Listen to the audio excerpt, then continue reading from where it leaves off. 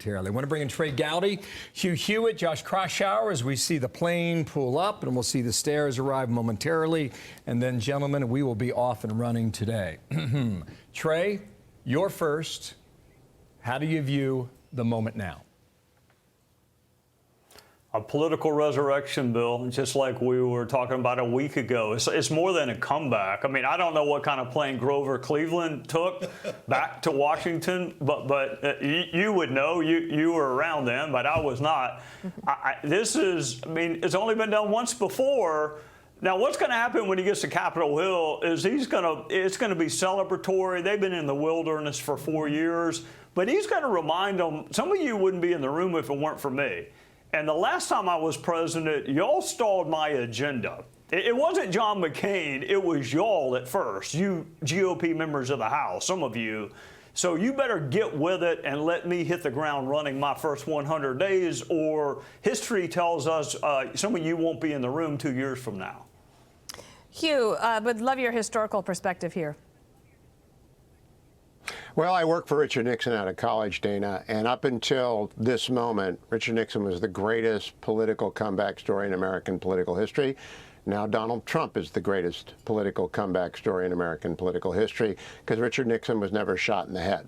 And so I think we are witnessing history today, and it's going to continue to unfold.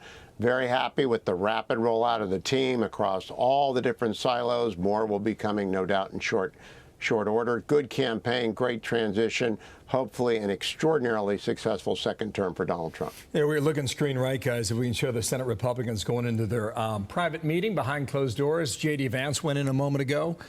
John Thune walked there a moment ago, too. He could emerge as the Senate Majority Leader, but we'll see how that goes with that secret vote. Josh Kraushaar, join the conversation.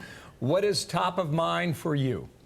Boy, this is a triumphant moment for the president-elect returning to Washington at a moment where he really has the control of the Republican Party. And it's going to be fascinating, as Trey was alluding to see him meet with the House Republican caucus.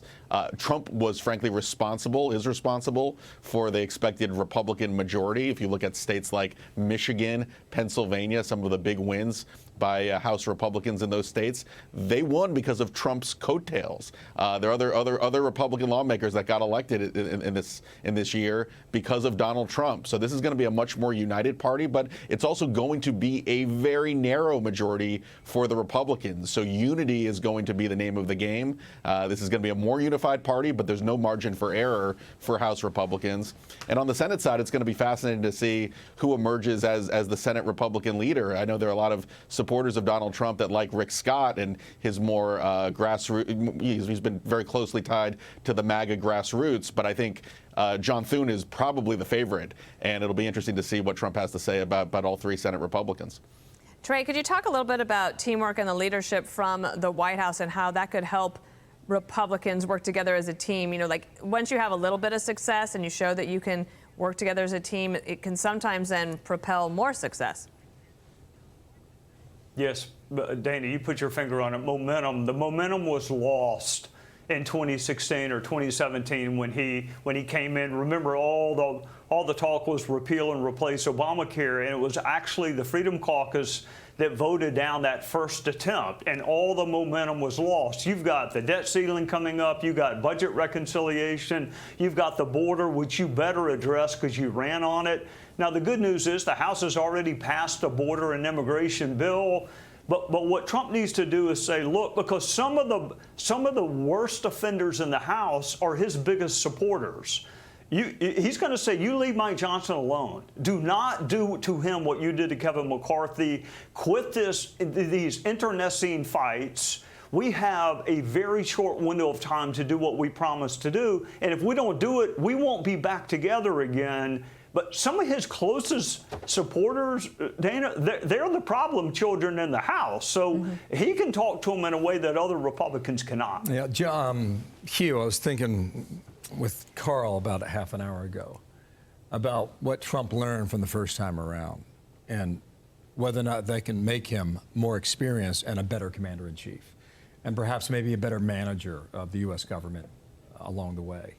He had a noticeable disdain for the intelligence community the first time around. I don't know how much you've thought about that going into a second term now, 4 years removed, but what comes to mind, do you think, when you look at some of the appointments and maybe how he's carving his way through that part of the U.S. government? First thing that comes to mind, Bill, is he's not going to sit down with the equivalent to Jim Comey, Jim Clapper, and John Brennan and get ambushed again, which destroyed a lot of the momentum in the first term and led to the Mueller investigation and the Russia stuff.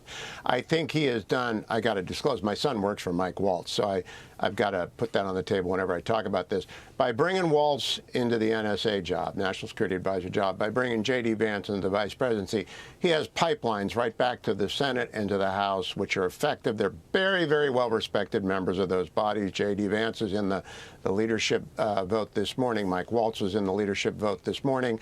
His whole team, including Pete Hicks, and I hope we get to that because I've got smoke coming out of my ears listening to some of these elite snobs in the Beltway saying Pete Hicks can't be Hugh, let me just pause there for a moment because President-elect Trump is descending the stairs from his plane and returning to Washington, D.C., triumphant in his victory. And we'll see. He's going to hit the ground here in a moment, and then he's off to the races. Appropriate color for the tie today, I would say, red, white, and blue, as he comes down the stairs. And then with the salute, we'll head to Capitol Hill to meet with House Republicans, and we believe he'll be there for about 30 minutes and make his way to the White House, and we'll track all of it. Go ahead, Hugh, and finish your thought.